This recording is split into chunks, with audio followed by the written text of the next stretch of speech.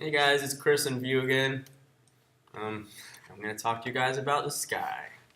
So last week I showed you about lighting, about repositioning your sun, which is a default thing. But what I didn't talk about was the actual effect the sky gives off, which I believe does have its own light source. Not only the sun, but I think moons and other things can create a light source. But I'm going to talk about clouds mostly.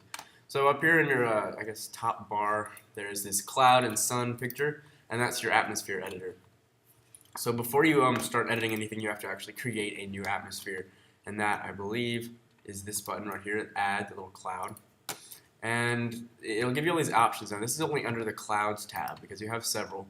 So let's just talk about that.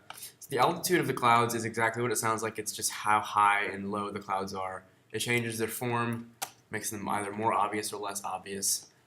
And if you want to see how the finished product will look, this window usually takes a while to render, but you have this rendered image up here on the right.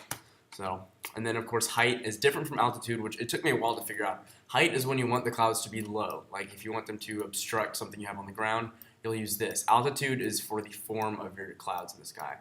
I don't know why they made that so difficult to understand, but yeah, that's pretty much it. Cover is how many clouds are in the sky. You've got density, which is the density. Opacity, you can make them hard to notice, but make it a little sky at least not look too flat.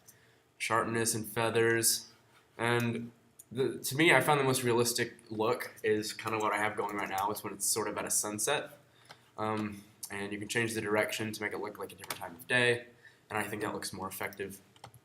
And so once you've created your sky, you click OK, and you can reposition your sun so that it kind of fits the sky you just created.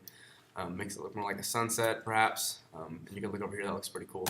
So yeah, that's just kind of an overview of clouds and atmospheres, and I'll see you all next time.